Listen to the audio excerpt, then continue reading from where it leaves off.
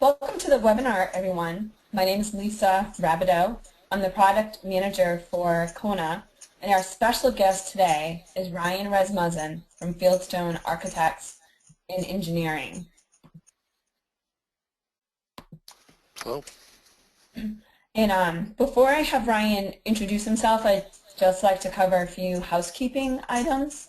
The first is the session is being recorded, and the second is we strongly encourage questions, so please use your GoToWebinar panel in the Q&A section if you would like to enter any questions.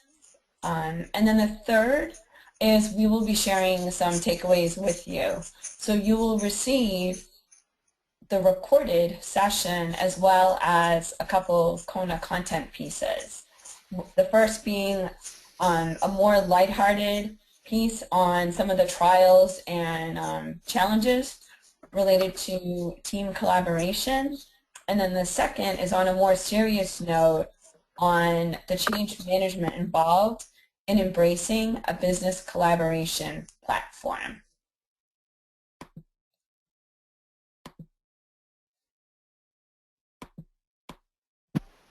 And with that, I'd like to introduce Ryan. Ryan, would you like to introduce yourself? Yes. My name is Ryan Rasmussen. I'm the President and CEO of Fieldstone A E. We were founded back at the beginning of 2011. I was the former National Engineering Manager for Pulte Homes. Pulte Homes is one of the largest residential builders within the United States. It does about close to $5 billion a year in revenues. We first started the company, my wife and I, Heidi, out of Rochester Hills, Michigan. It has grown very quickly over the past 3 years to where we're at about 50 employees at this point, a little bit over that. We have offices in Atlanta, Detroit, Minneapolis, and Tampa. It's been a very interesting growth mode, which we'll be talking about a little bit in the future here. We primarily provide architecture, engineering, and interior design services to both the national builders as well as local and regional builders as well. While residential is approximately 90% of our business, we're probably doing about 10% commercial at the time, but that is, we are diversifying quickly. Our target clients are the top 100 builders in the United States, specifically the top 10. We're looking at people between $1 and $5 billion a year in business that they do.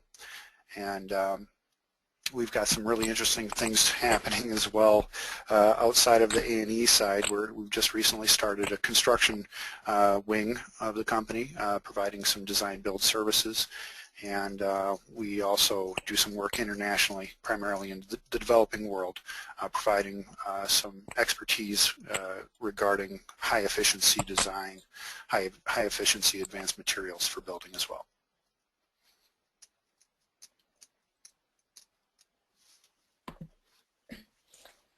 Ryan, for a young firm that you are, your company has experienced incredible growth, which I know we've talked about in the past.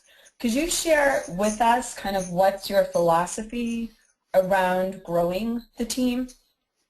Well, it was really a unique thing that was happening during the downturn. I mean, architecture as an industry was at, I think, about 40% unemployment specifically. The big builders, obviously all the residential builders, were going through some very difficult times as well, and they were shedding staff left and right from about 2007 on through. And I had probably, I'd survived close to 10, 15 layoff rounds. And ultimately it came down to the point where these firms, these companies decided to start outsourcing their architecture and engineering. So I was faced with the unpleasant experience of having to decide whether or not what the next venture was going to be, trying to find a job in a market where there was 40% unemployment, or start it up myself, start something up. And we embraced jumping out there and seeing where things would go. And ultimately, in my it was about 12 years worth of experience with Pulte, I had traveled around the nation and met a lot of extremely talented people. primarily starting out in Detroit, going to DC, and then to Tampa, back up to Detroit as the National Engineering Manager. So I had met a lot of great people during that time, friends and coworkers that we had so much fun working together that as people were being let go, it was one of those things where we did our best to try and give them a landing spot. I was essentially one of the first ones out of these very talented people. Ultimately, we ended up with a network across the United States, primarily on the eastern half of the United States, of designers and architects, engineers, interior designers, you name it, project managers, even field personnel. So as Pulte would be letting some of these people go, we'd grab them as soon as we possibly could. And ultimately, it forced us to embrace the cloud very quickly, being so in so many different states and so many different locations.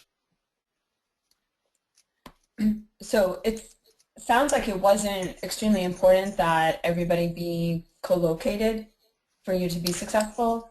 Yeah, exactly. I mean, it was that very nature, the fact that honestly I had been running all of the engineering in Florida for Pulte from Michigan that last year that I was at Pulte.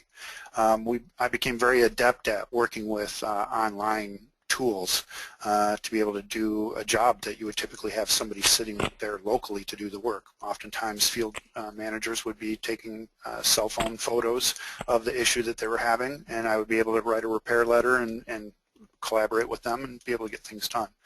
So working in that type of mode was kind of normal to me. So when I started the firm, I just continued to do that and look to tools to help kind of improve upon that and make me even more efficient, make operations that much more effective. So can you tell us a little bit about how your communication strategy maybe evolved in those early days from when you were first starting out through this growth explosion that you had, and kind of how it changed along the way? Absolutely. We first started off with obviously we were a young firm, so we were looking for anything free. So we worked with things like Google Talk, Yahoo Messenger. We obviously did a lot of work by email as well. But one of the key things we kind of tied into right away is understanding that we needed voice over IP phones, so that way you could dial an extension and you could connect with anyone pretty much around the world. So voice over IP was a very valuable tool.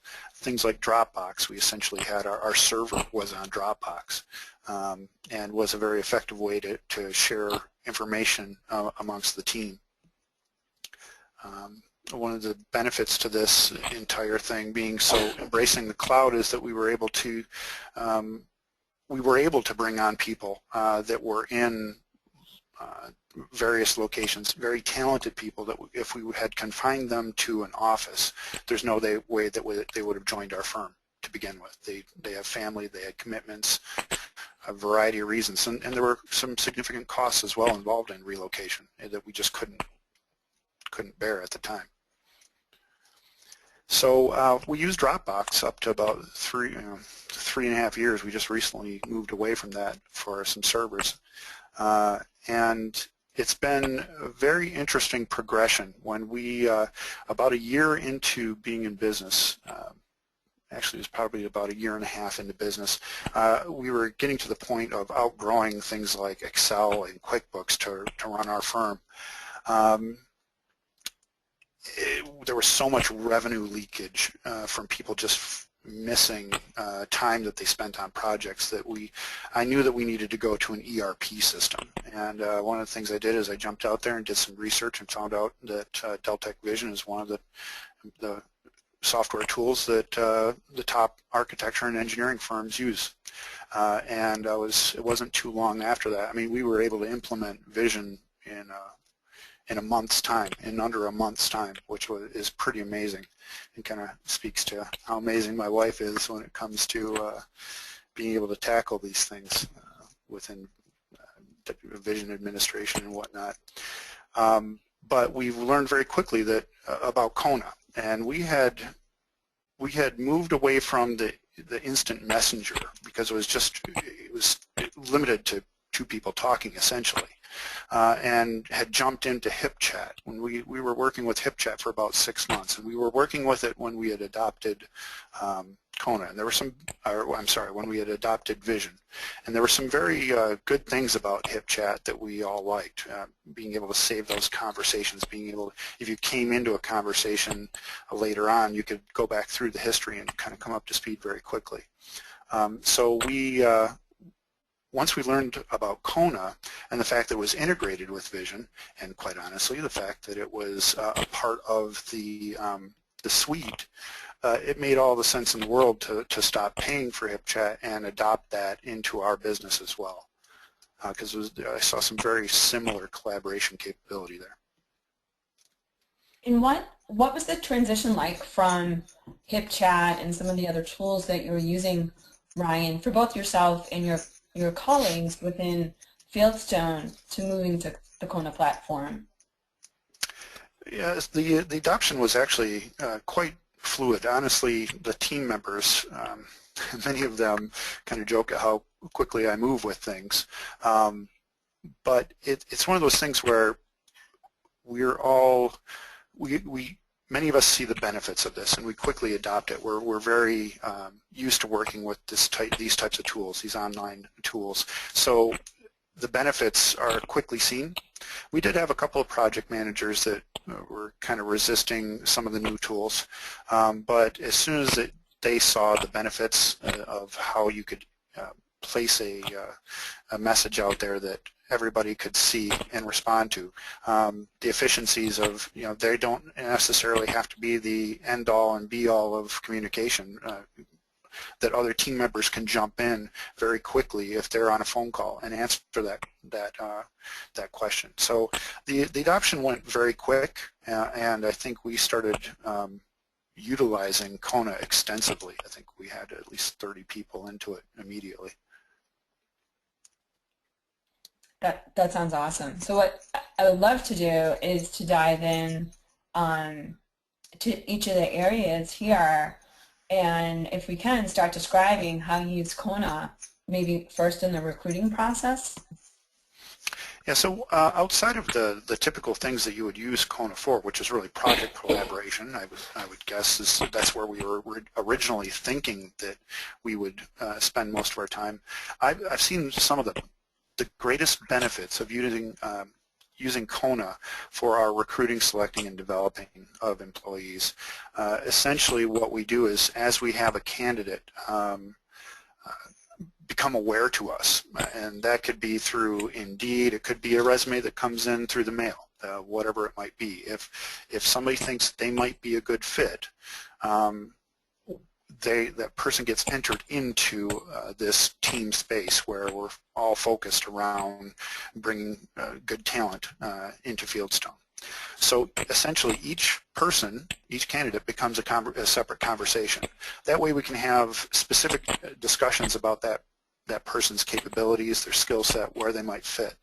And there's a couple of things that we do to help each other kind of hit the highlights right to begin with. So not only is the title of the conversation their name, the person's name, it kind of has some specifics to it, what they might be good at. Marketing coordinator, for example, was Cherie Sneed, who actually just joined us today. She worked at Giffords and Albert Kahn previously. So there's some competitors, some good, some big name architecture firms within the Detroit area that people will identify with. She has a lot of experience with proposals, and she's very good at graphic artistry. That was the way in which we allowed ourselves to sort at a high level to begin with when we were working with Kona. But as one of the things I've been extremely happy with is how quickly I see Kona developing. The developers are working on this constantly. They're constantly asking for feedback from their power users and from their customer base. And one of the things that came about was that ultimately tags were brought into a functionality within Kona. So we started to use those immediately.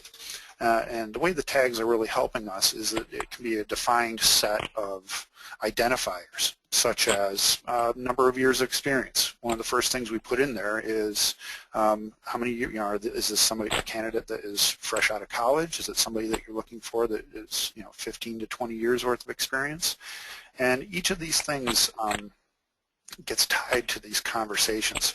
And what's nice about that too is in the future, a lot of times we get resumes that come in that are responding to a particular ad, but these people are either so extremely overqualified or maybe they're underqualified, or oftentimes it doesn't even relate to the position.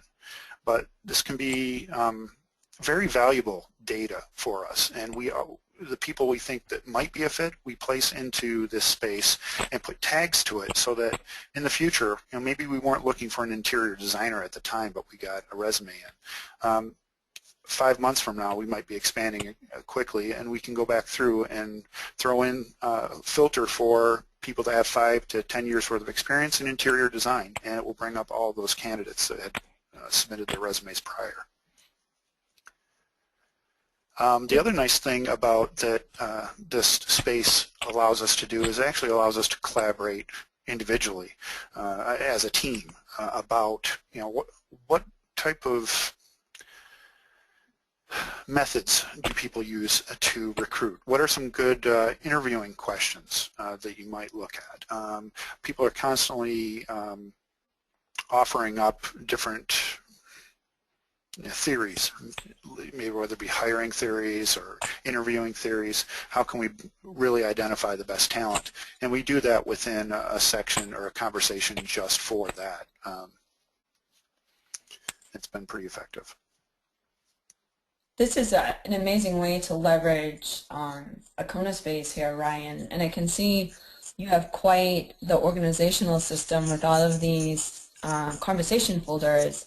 So like recruiting tools, is that maybe where the interviewing skills are shared?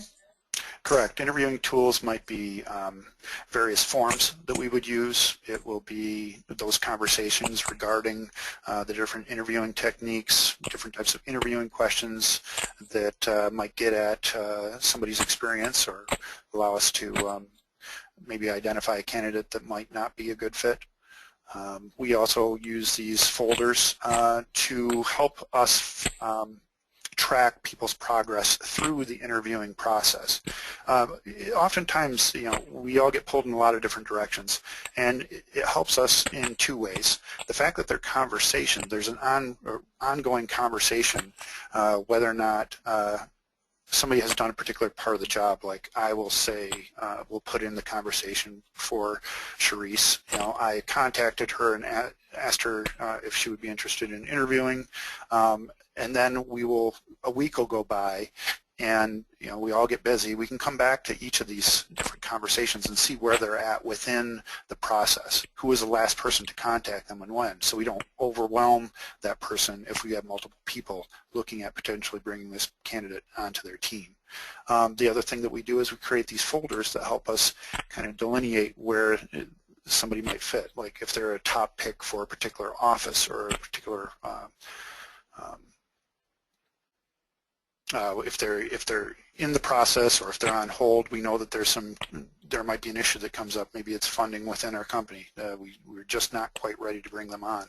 We'll put them on hold at the time. Or if we know that they're not a good fit, we can put them right into a rejected folder. But we still keep that because many times you'll still continue to get resumes that come back through, and we can search for them to see, so we don't end up expending a lot of extra resources going through the interview process with the same person again at a different office. That's amazing. So once you've hired all of these people, and again, that growth explosion that you had, how do you keep up with getting them all ramped up and up to speed and ready to be productive? Yeah, so just to kind of jump back just a little bit, back in 2013, so at end of last year, we grew from the beginning of the year, we were at about 15 employees, 15 to 17 employees. By the end of the year, we were at 50. And the vast majority of that growth took place near the end of the year, about August on through. So it was extremely challenging for us to take on that many people in an orderly fashion. And one of the things that the Kona developers had created was this idea of templates.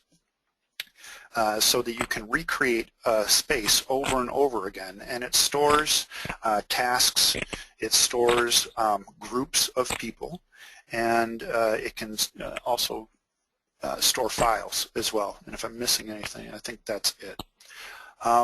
But it allows you to add new people into these spaces, into these templates, and assign them to these groups. So as you can see on our screen here, we've got a series of tasks that are required of a new hire as well as multiple people within the organization.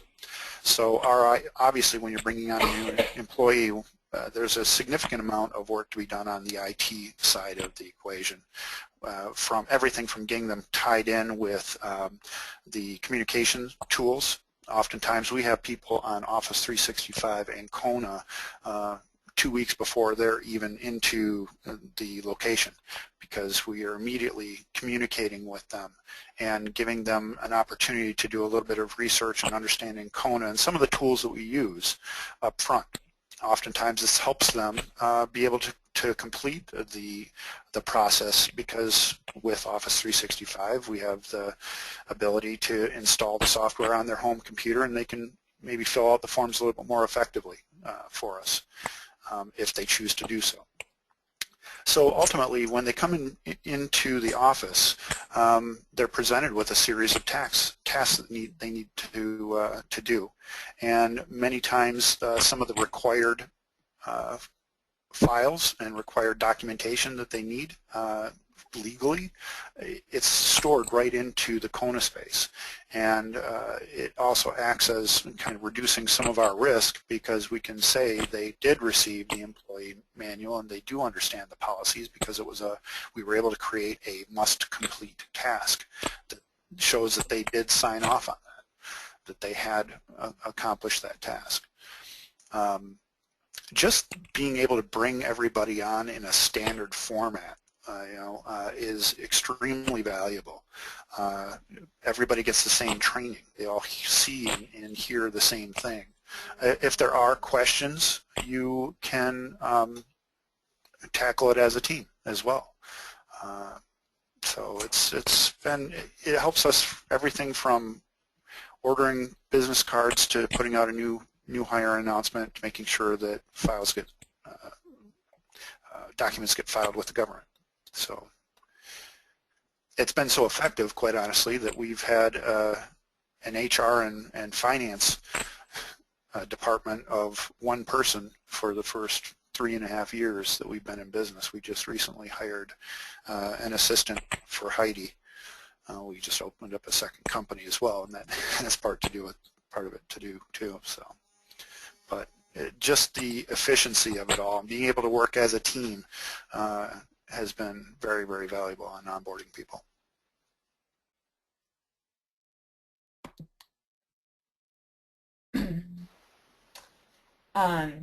And Ryan, once you hire someone, like how long does it take to get the space set up and everybody in it with leveraging the template?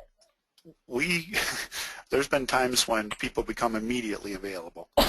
So we set up an onboarding template immediately, and it's all hands on deck to get that person on board the next day, because there have been times when we knew somebody was coming on 1 or 2 days in advance, and we happen to have extra equipment around, and it just all comes together, and we're able to make it happen. So yeah, it's a matter of days. That's awesome. And if I recall, Ryan, I think you mentioned that you've also integrated Kona in with your performance management process. Could you speak a little bit to that? Yes, absolutely. I mean, we've got a variety of ways that we use Kona, both for interfacing with our clients as well as not just with our clients, but for our clients, and then various teams. So we've been able to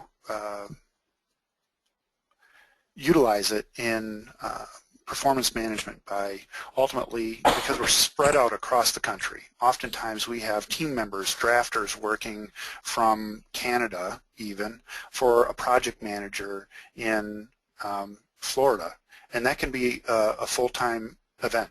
So in the end, you're dealing with a situation where this company really operates through the cloud. So there's a variety of ways in which, I mean, you can't just pull somebody into your office and have a discussion with them. So we utilize these tools to gather reviews from not only the employee of their own performance, but reach out to the various project managers across the nation who this employee has worked for and gain their understanding and bring it all together in one spot for a lead reviewer to ultimately hold this review with the employee. And then ultimately we've got a variety of things within this, such as a tool set, just like we had for recruiting people. We have a tool set within the Kona space for each of our project managers, or I should say our reviewers, that will help guide them through the approved review process for the company, making sure that they create a welcoming environment for the employee, and it kind of lists out the steps by which they should be conducting their review. So this also helps us to reduce risk, standardize the experience for our employees, gather information, very valuable information about their performance from multiple people, and then ultimately roll that up into the HR department and have it all be documented. That sounds amazing. So it sounds like you're leveraging that template to create this consistent framework to create a methodology for how you're going to conduct these 30, 60 days reviews and be continuing to monitor performance.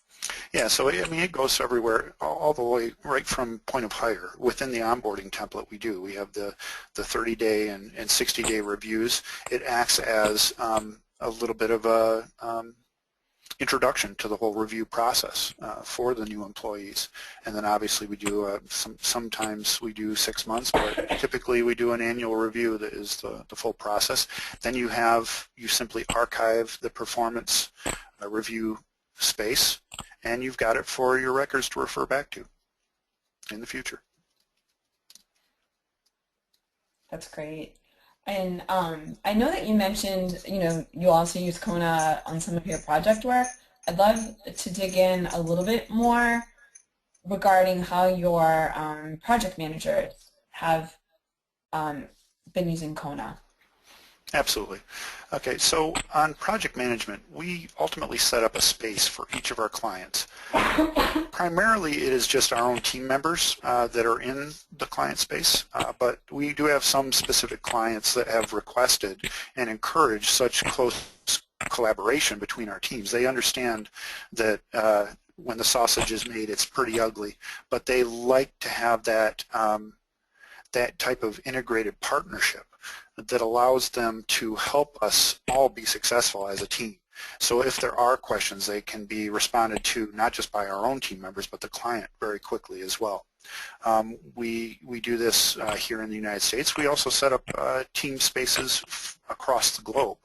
Our international consortium that we're a part of, we're working with architects out of Australia and engineers in the UK, civil engineers from Botswana, all on a project being performed in Abuja, Nigeria, to build 1,000 sustainable homes. So the way in which we collaborate on projects is pretty diverse, just in the content of who is a part of these spaces, but just the flexibility we have too to lock things down. So a typical project, however, is more along the lines of what you see on the screen. We ultimately we have a particular client that we do a lot of work with. Here, this is Kehavnanian, which is a large builder within the United States. They're about number 5 or 6, and they do about, I don't know, anywhere from about 5,000 closings and about $2 billion worth of revenue a year. And we ultimately create a project number and a conversation identified with that project number and the title of it, which refers back to the project within Vision. So everybody understands where to put their time, then they get familiar with what project they're working on. One thing to understand is our projects, residential in nature, are extremely quick projects.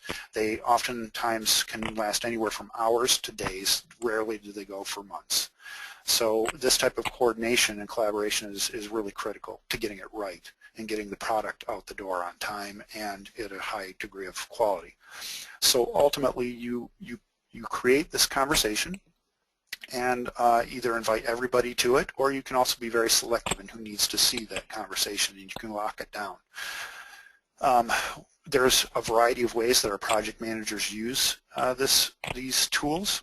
This particular project manager is using the notes section to track somewhat as a sticky note basis. This is information that stays and doesn't really change, doesn't get buried in a string of conversations that's going on the right of this thing. So everybody can quickly refer to it and see how they're doing. So he's actually tracking the time it's taking each of the different drafters to draft a particular revision to a house plan for this client within different groups, 40-foot wide, 50-foot wide, and 55-foot wide product. What you have going on the right-hand side is an ongoing conversation where people are coordinating the work that needs to be done. What is very beneficial to this is sometimes you bring a team member in late into the game. They're able to go right back to the top of this conversation, read down through, and understand where things are at within the process and how they can best come on board and help out. Or if they have questions, immediately pose those questions to the team and get some very valuable answers in order to be up and running quickly. And if I recall, Ryan, I think you said there's a little additional training that you typically have to do once a new hire has kind of gone through and experienced that onboarding space. Does that kind of serve as their training plan as well? Well, yeah, really, absolutely. I mean, when it comes right down to it, by the time somebody is done with the onboarding process, which is filling out all the paperwork, working through the training materials, because we have things such as our folder structure. It's very important that people understand our folder structure so things don't get filed in the wrong place or wiped out for that matter. There's our whole quality control process. All that stuff takes about a week's worth of time. So that person is utilizing Kona through that entire process, collaborating with the leadership that might be in marketing or HR, and ultimately by the time they hit the ground ready to do some work, they've already got a very good feel for how this tool works, so they can move into these teams within Kona and be very effective at communicating. And how people compared the tools that you have in place compared to some of the methods at their former employers? Yeah, that's a really good question, because we recently had an employee that came to us from Pulte Homes, and they were at a zone level, so they were in charge of architecture and product development for about 5 different states, 4 or 5. So they're working on some very diverse work around the country, and they had around the southeast region of the United States, I should say. And they had a team of about 15 people outside their door to get that whole thing accomplished. And when they came on board with Fieldstone, after being with us for about a month and going through the whole process and starting to work on projects and really coming up to speed effectively, he basically pulled me aside and said, I feel more connected to the people that are spread out across the entire United States here through Kona than I did with the 15 people that sat outside my door. And I wholeheartedly agree. That is one of the things that really Kona provides: a sense of place, a sense of belonging, a sense of being a part of a team. And one of the first things I ask my new hires to do is to place a picture within their profile, because that's one of the key things, is having a face to go with the name and starting to be a part of that team. And it's been very, very effective. That's amazing. And that's something I've heard similar stories from other customers where it kind of has that emotional connection, and often it can help remote workers feel like they're part of the water cooler conversation. Yes, absolutely. Something else that I've heard other companies mention, which would be interesting to get your take on this, is Kona also provides a little bit of a peer pressure or like a competition forum sometimes, where if they find people are eager to put their hand up for something, or they feel like they need to be engaged as, you know, an active member of the team. Have you seen anything like that? Yeah, I mean, it's been some of our project, well, not necessarily our project managers, but some of our drafters are a little bit hesitant to jump out there and offer up the communication that kind of meets the standards that you need when you're such a diverse group working across the United States. And I've seen those people come out of their shell somewhat, and quite honestly, it's helped us as leaders and managers to encourage them to see that, you know, somebody has asked a question of them and maybe they haven't responded. It helps us to mentor them and bring them along and draw them into the conversation by utilizing some of the tools we have, just utilizing the @ symbol that highlights their name and sends an email to them. You can't help but be a part of the conversation. And I think, Ryan, you've made a comment that, and I'm probably not going to state it right here, but Kona has given you visibility into ways to discover talent that you may not have been aware of that existed even within your own organization? I guess what I was probably talking about there is I think it had to do with the ability to hire talent wherever it was. Okay.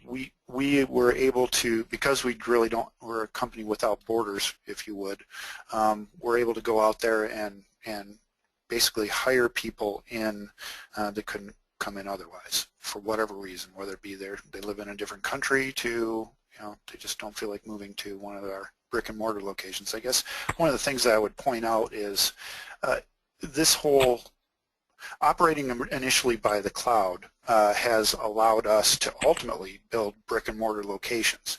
As groups of people kind of coalesced, there becomes a tipping point at which we say, okay, maybe it's time for us to open up a regional office here.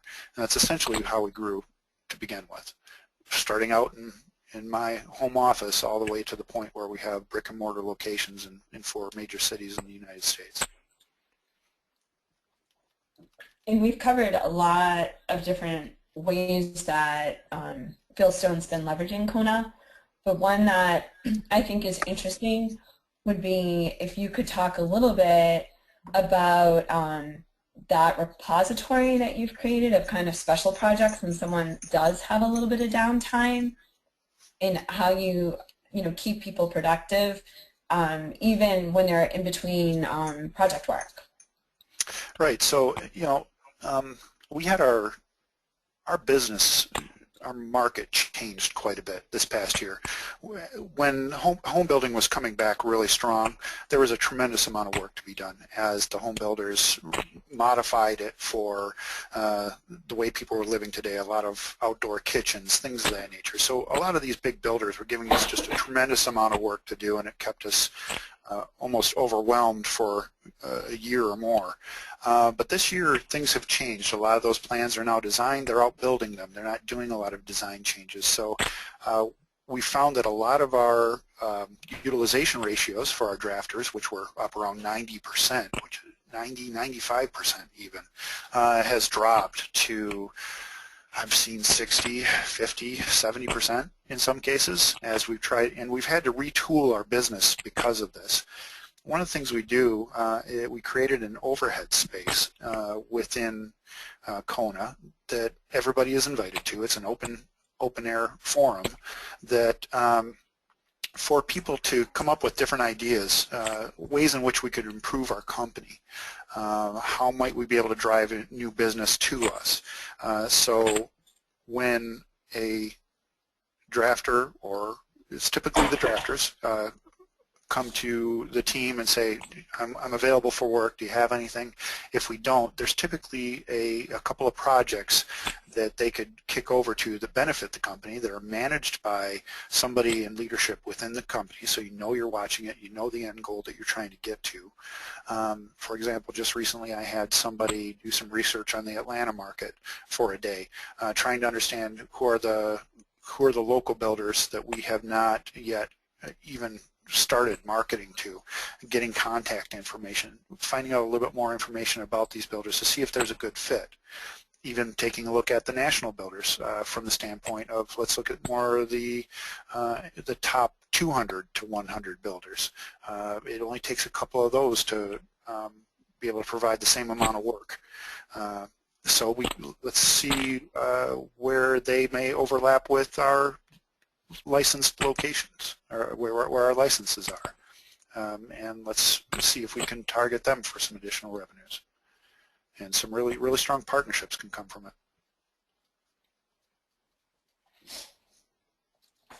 it. That's amazing. Are there other areas that you're interested in exploring for leveraging Kona, Ryan?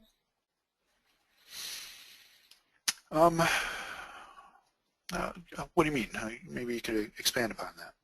So what I'm getting at, I think, is you said there's also an area for brainstorming. So maybe what might be helpful is just to describe a little bit. You talked about the open space versus a traditional space. Maybe just explaining that difference for people. Well, yeah. I mean, it goes from team building on through to just managing an office, if you would. We're able to cut out a lot of overhead simply by people acting as a team to run the show. We oftentimes do not have office managers, let's even call it, for these brick and mortar locations. When somebody identifies that we're almost out of Post-it notes, there's an office space where somebody types in there, hey, we're almost done. You know, we're going to need some more Post-it notes. We might need some paper for the plotter. You name it. The same thing goes with the overheads, the overhead projects. Anybody can come in and kind of contribute. This is where I think we could maybe take the company, or this is a particular project that I would love to be able to do. We're really struggling with our organization in this area. Could somebody maybe create a tool for us, or create an Excel spreadsheet, whatever it might be. But the fact that these are open spaces, anybody can join them. We have team building spaces where they do, you know, whatever it might be, a fantasy football league, pulling people together to have a little bit of fun as well as get a lot of work done. Awesome. Well, thank you so much for sharing your story with us today, Ryan. At this point, we're going to open it up for questions, and we also have a short poll that we're going to ask all the participants to complete as well. So while we're waiting to take a look at the questions, Ryan, what's next for Fieldstone?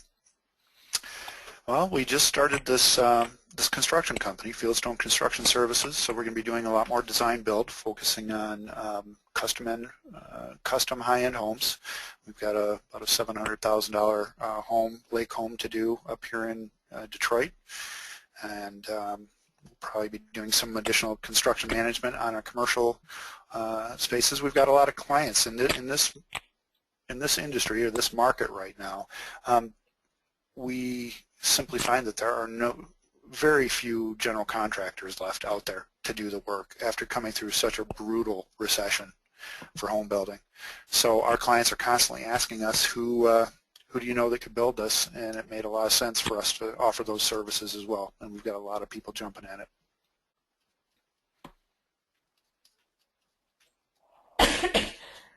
And do you expect that may drive another little explosion in employee population?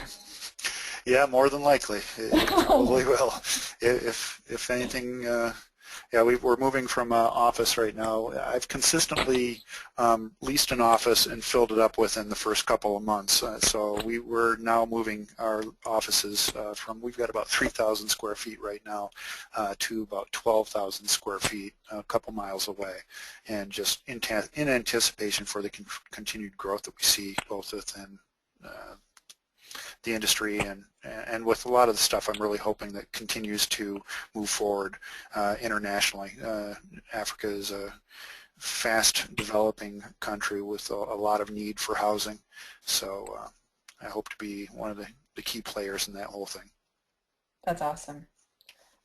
So I see one question here, Ryan, that is directed at yourself is, do you have anyone outside of Fieldstone who is involved in any of your Kona spaces?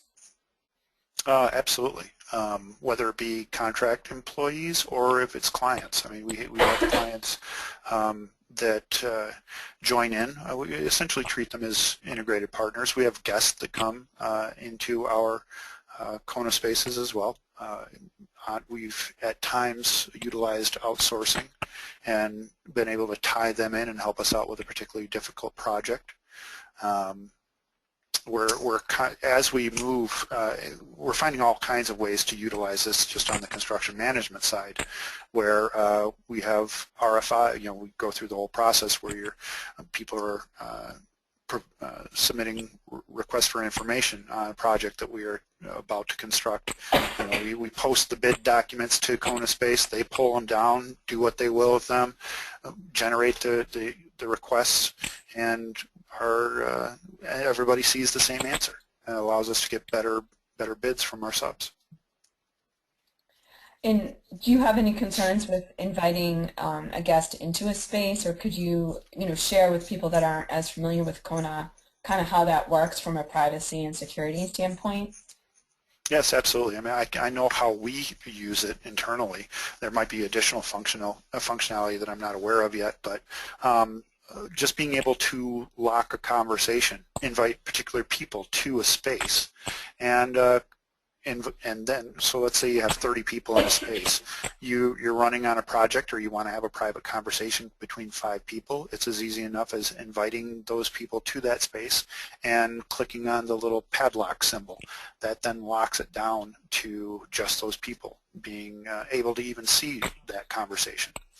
I know that there's other tools that can be used when, let's say, you're looking to see where that person might be at an administration level. If there's an administrative portal that allows you to see where the guest is within a variety of spaces, so that if it's time to remove that guest, I think you can remove the guest right at the administration level, and they're removed from each of those spaces.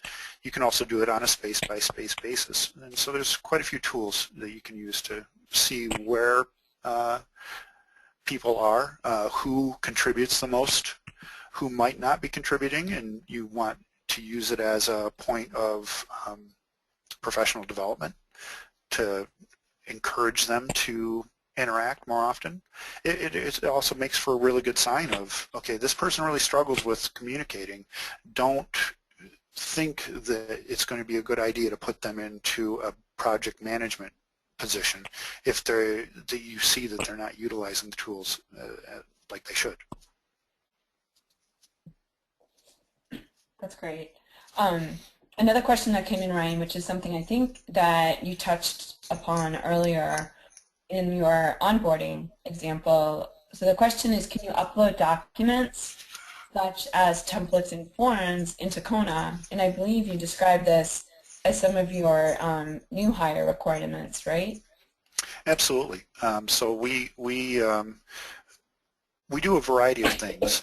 We oftentimes try and post a link or a shortcut to a location within our server for particularly large documents, but there's all kinds of forms that you have to fill out when you're onboarding somebody, and those are just scanned into a PDF format and attached right to the conversation or the task even, which allows you to, the person that has to take care of that task, the form is right there within the task button. It looks like or within the attachments file button. Looks much like a paperclip.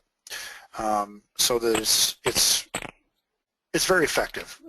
People don't have to go and hunt for a particular document. It's right there for their use. And when they're done, they can even upload it back to the space, or if it's confidential in nature, we just ask that they email it directly to HR. Great. And then I see that there's a couple questions that have come in, Ryan, that are all kind of on the same theme regarding, that Kona is a new system. It's something different. Change can be challenging. Basically, how did you champion this and get everybody on board? And are you finding that you constantly need to kind of pull them back into Kona from resorting to old methods?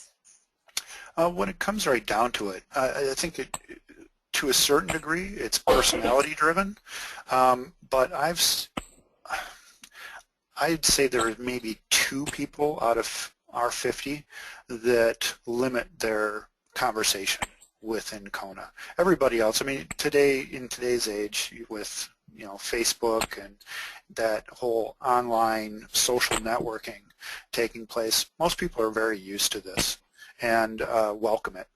And especially when it comes to the work that we do, just the way we're set up, you're not going to be successful if you're not a part of the team atmosphere within these collaboration tools.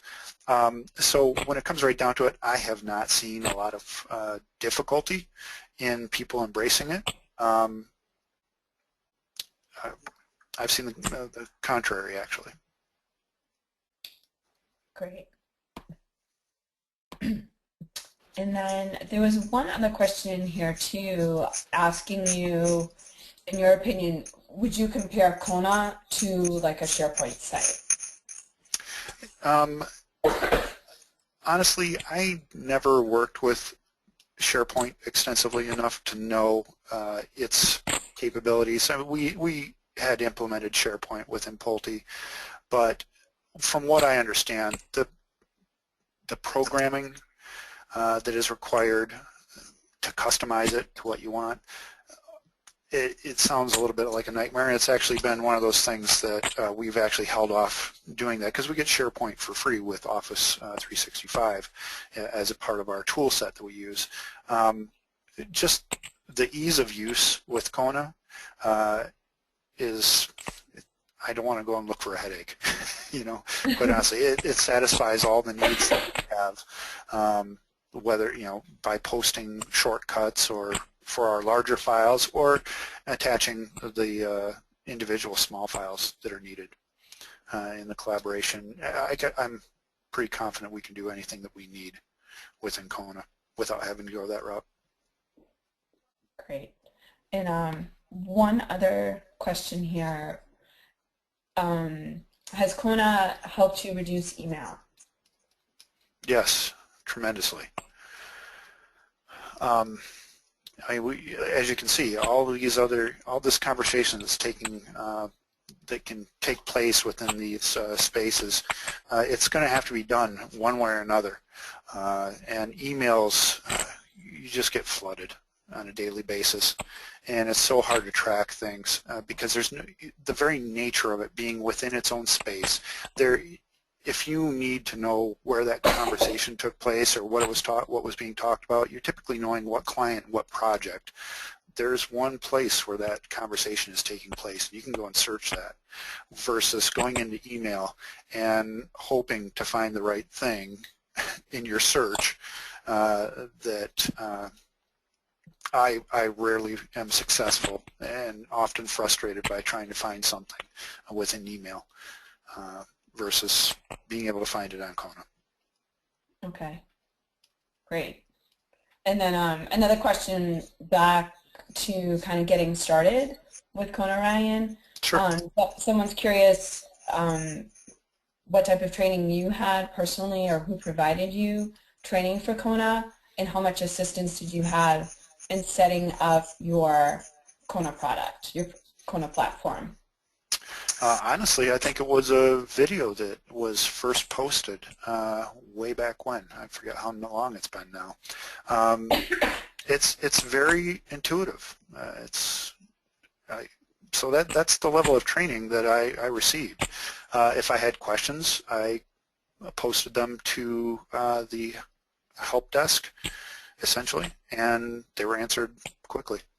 So that's it. And we get people every single month coming on board here doing the same thing. Great. And I think you just answered the last question that we had in the queue as well, relative to having you use Kona tech support. Excellent. It sounds like you have. Yeah, extensively. So that brings us right up to the hour. So again, I'd like to thank everybody for joining us today, and a special thank you to Ryan for having this conversation with us today about Fieldstone's success in the last couple of years, and how Kona was helping to make that a reality, which is great. And as a follow-up, everyone will get a link to the recorded webinar, and we'll share a couple Kona assets with everybody. Thank you, and have a great day.